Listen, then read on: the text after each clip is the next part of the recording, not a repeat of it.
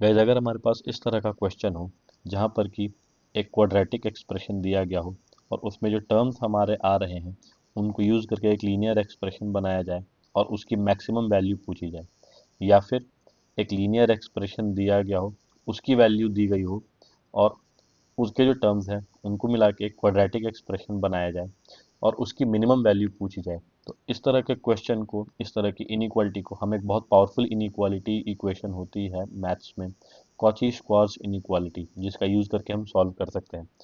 इस इनइक्वालिटी के अकॉर्डिंग अगर हमारे पास टर्म्स हैं x1 x2 up to xn और इस तरह से y1 y2 up to yn, तो इंडिविजुअल टर्म्स का अगर हम स्क्वायर लेके ऐड करें दोनों तरफ और फिर उनको मल्टीप्लाई करें तो वो ग्रेटर देन इक्वल टू होगा ये जो टर्म्स है x1 y1 plus x2 y2 plus up to xn yn का होल स्क्वायर। ऐसा क्यों होगा? ये बहुत ही सिंपली हम देख सकते हैं कि अगर हमारे पास दो वेक्टर्स हों, ए वेक्टर और B vector, x1i plus x2j, y1i plus y2j, तो मॉड ए वेक्टर ये हमें पता हो जाएगा under root x one square plus x two square, और मॉड बी ये हो जाएगा हमारा under root y one square plus y two square. और अगर हम इनका डॉट प्रोडक्ट लेंगे तो वो हमें पता है कि हो जाएगा mod A mod B cos theta. और ये कॉस थीटा हमें पता है कि इसका मैग्नीट्यूड हमेशा less than equal to one ही रहेगा, क्योंकि ये -1 से 1 के बीच में लाई करेगा। तो इसलिए ये जो टर्म है हमारा, यह हमेशा less than equal to mod A mod B होगा।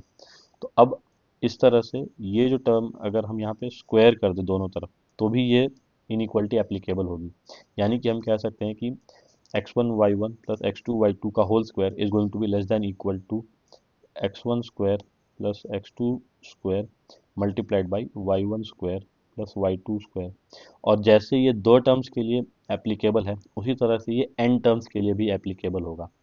अब अगर हमें इस क्वेश्चन को सॉल्व करना है तो हमें सिंपली x1 x2 x3 को हम रख देंगे a b और c, और y1 y2 y3 इसको हम सिंपली रख देंगे 2 -1 और 1, और फिर हम इस इनइक्वालिटी में डाल देंगे।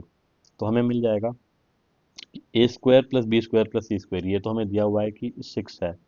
तो यहाँ पे ये वाला जो टर्म बनेगा, पहला टर्म, ये हो जाएगा 6 मल्टीप्लाइड बाई ये जो दूसरा टर्म है y1 square plus y2 square up to yn square, ये हो जाएगा 2 square plus -1 square plus 1 square, और ये भी हो जाएगा हमारा इक्वल टू 6, और ये होगा हमारा greater than equal to 2a minus B plus C का होल स्क्वायर।